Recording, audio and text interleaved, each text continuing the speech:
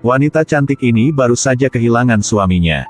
Melihat orang-orang di sekitarnya menatapnya dengan mata cabul, dan dia sendiri sedang berhutang banyak.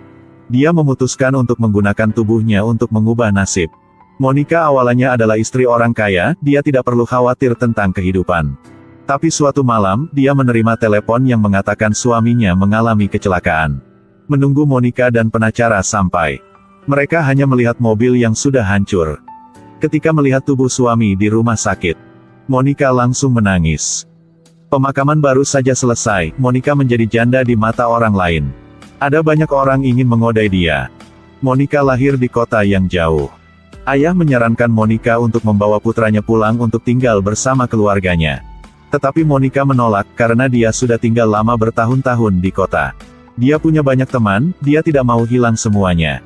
Ayahnya tidak mengatakan apa-apa lagi. Lagi pula, dia kehilangan istrinya lebih awal, dia tidak punya banyak tabungan. Sebelum pergi, Monica memberikan sedikit uang buat ayah dia. Tetapi kehidupan dia benar-benar berbeda dari yang dibayangkan. Di bawah nama suami tidak ada harta tersisa, bahkan punya banyak hutang. Dengan pikiran dia bisa mendapatkan asuransi suami untuk melunasi hutang. Tapi pengacara memberitahunya. Karena modal suaminya rendah, asuransi tidak lagi tersedia, dia tidak akan bisa menerima uang asuransi. Tidak hanya itu, rumah dan mobil sudah digadaikan ke bank. Jika tidak bisa membayar hutang, bank akan menyitanya. Orang yang dulunya sekaya Monica, setelah satu malam jatuh dari surga ke neraka. Untungnya pengasuh melihat bahwa Monica memperlakukannya dengan sangat baik. Dia memutuskan tetap tinggal, gratis perawatan untuk ibu dan anak. Hari kedua, Monica dapatkan inspirasi kembali. Dia masuk ke toko pakaian mewah yang biasa dibeli, dengan berharap dia bisa bekerja di sini. Direktur mengira dia terlalu kaya dan tidak ada hubungannya. Jadi dengan cepat setuju dengan tamu VIP ini. Dengan hati murah seperti Monica sangat cepat berhasil kenalin sama staf yang lain. Satu tamu kena dia, gunakan alasan untuk merendahkannya. Tapi Monica takut, menamparnya dan lari. Ketika direktur mengetahui bahwa Monica bangkrut, manajer menggunakan alasan bahwa dia tidak menghormati pelanggannya sehingga dia memecatnya. Monica kehilangan semua penghasilannya, dia menjual kapal pesiar. Pengacara menggunakan harga yang jauh lebih rendah daripada pasar untuk berhasil menjual. Walaupun begitu Monica sangat menghargai. Karena dengan uang ini dia dan anak bisa makan. Lalu Monica menjual semua barang koleksi yang ada di dalam rumah dengan perabotan mahal juga. Villa yang mewah dengan cepat dikosongkan. Dia ceritakan kepada sahabat jika dia mau jual barang yang limited. Minta tolong ke teman bantu dia mengadakan lelang. Orang-orang yang datang ke sini semuanya adalah orang kaya. Barang batasi, terlarang di dunia adalah yang mereka mengejarnya. Salah satunya menyukai pakaian yang dipakai Monica. Jadi Monica membawanya ke kamar untuk ganti pakaian. Setelah beberapa saat, gadis kaya itu keluar. Dan Monica hanya memakai pakaian dalam. Meskipun mendapatkan banyak uang dalam pelelangan. Tapi dibandingkan dengan hutang suaminya, itu hanya sebutir beras.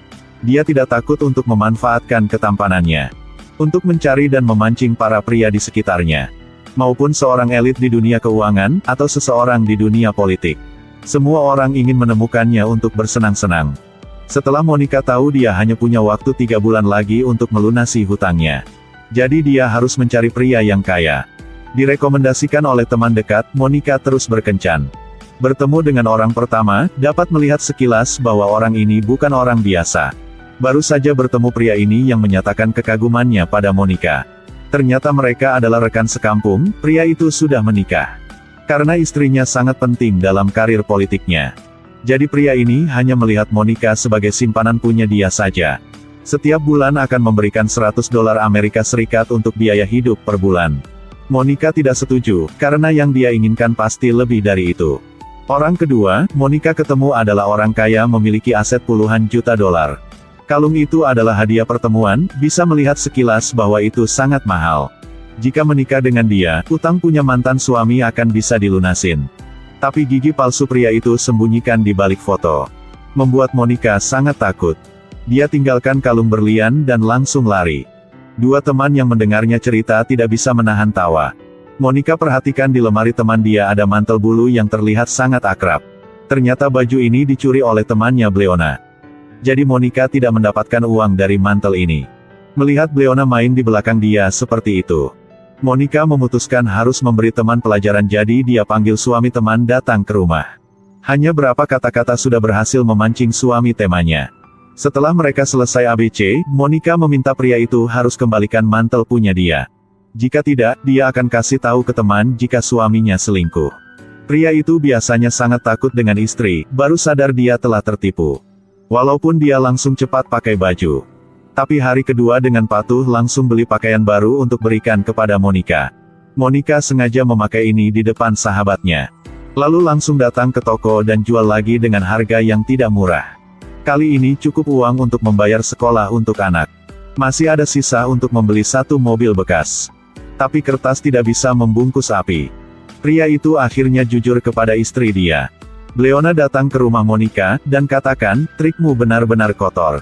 Untuk menghukum Monica, Leona memberitahu Monica tentang suaminya berselingkuh dengan seorang wanita tua di luar. Nama wanita itu adalah Jennifer. Monica juga tahu orang itu. Hari terjadi kecelakaan, mereka habis bertemu. Perselingkuhan suami Monica, semua orang tahu, hanya Monica yang tidak tahu apa-apa. Dalam ruangan yang kosong, Monica peluk anak yang sedang tidur. Dia berpikir bahwa dia adalah wanita yang paling bahagia di dunia ini. Tanpa mengetahui bahwa dia selalu hidup dalam kebohongan. Pagi-pagi keesokan harinya, Monica pergi ke rumah Jennifer. Jennifer mengaku berselingkuh dengan suaminya Monica. Pernah memaksanya untuk memilih dia atau Monica. Akhirnya, dia memilih keluarga, tetapi di jalan pulang sayangnya mengalami kecelakaan. Setelah mendengar kebenaran, Monica tidak bisa menerima suaminya selingkuh. Ketika dia sampai di rumah, dia menghancurkan semua foto yang dia ambil dengan suaminya. Cincin kawin dibuang ke toilet. Monica tahu bahwa banyak pria yang ingin memiliki dia. Tetapi tidak ada yang berani pegang tangan dia seumur hidupnya. Jika sudah seperti itu, dia memutuskan untuk membuangkan harga dirinya. Dia menggunakan cara menarik hadiah untuk mereka pilih dia. Yang menang akan mendapat 5 tahun main dengan dia, tapi fee adalah 100 juta. Dalam waktu ini terserah orang itu minta apa kepadanya. Monica juga menanggapi tanpa syarat. Dalam 20 orang yang ikut mainnya, setiap orang harus kasih dep 10 juta. Meskipun tidak menang, uang akan hangus juga. Walaupun dep mahal seperti itu, masih banyak orang kaya ikut pesta ini. Semua ingin menang, untuk memuaskan main dengan dia. Ada yang ingin untuk cek barang dulu, Monica juga setuju. Ruang sauna, hotel, jika lawan ingin melihatnya, Monica bisa memuaskan mereka. Ada seorang petani yang sudah lama mendengar tentang Monica. Dia menggunakan alasan ingin melihat barang untuk ajak Monica keluar. Ketika tahu ini adalah ide punya Monica, pemilik peternakan memarahi dengan keras. Dia memarahi Monica karena menggunakan metode ini untuk menjual jiwanya. Lalu usir dia pergi. Karena suami punya Cinzia berpartisipasi dalam pemilihan. Cinzia menegur Monica dan langsung pergi. Kehilangan semua temannya, Monica mulai meragukan dirinya sendiri. Dia mencari pengacara untuk mengungkapkan sakit hatinya. Siapa yang mengira bahwa pengacara akan mengaku padanya dan secara sukarela merawatnya selama sisa hidupnya. Waktu ini pengacara selalu peduli dengan Monica. Monica hampir mau percaya, tiba-tiba ada suara wanita dari lantai atas.